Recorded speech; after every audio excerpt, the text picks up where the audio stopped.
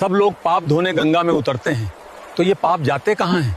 अगर सब अपना बोझ यहीं छोड़ते हैं तो क्या गंगा मैया उसे उठाती नहीं? बस यही एक प्रश्न एक महात्मा के मन में खटक गया। सत्य जानने की चाह में वह कठोर तपस्या में लीन हो गया, केवल इसलिए कि यह प्रश्न वह स्वयं भगवान शिव से पूछ सके। उत्तर पाने के लिए उन्होंने वर्षों तक कठोर तपस्या की। उनकी तपस्या से प्रसन्न होकर स्वयं भगवान शिव प्रकट हुए। संत ने विनम्रता से पूछा, प्रभु, गंगा में स्नान करने से लोगों के पाप तो धुल जाते हैं, लेकिन वे पाप आखिर जाते कहाँ हैं? महादेव मुस्कुराए और बोले, इसका उत्तर गंगा स्वयं दे सकती है। जब गंगा माता प्रकट हुई तो संत ने वही प्रश्न दोहराया। गंगा माता बोली, मैं किसी के पाप अपने भीतर नहीं रखती, मैं उन्हें अपने प्रवाह के साथ समुद्र को सौंप देती हूँ, इसीलिए मैं सदैव पवित्र बनी रहती हूँ। इसके बाद भगवान शिव और संत समुद्र देव के पास पहुँचे। संत ने उनसे भी वही जिज्ञासा प्रकट की। समुद्र देव हंसते हुए बोले, मैं उन पापों को अपने भीतर नहीं रखता, मैं उन्हें भाप में बदल देता हूँ और वही भाप आकाश में उठकर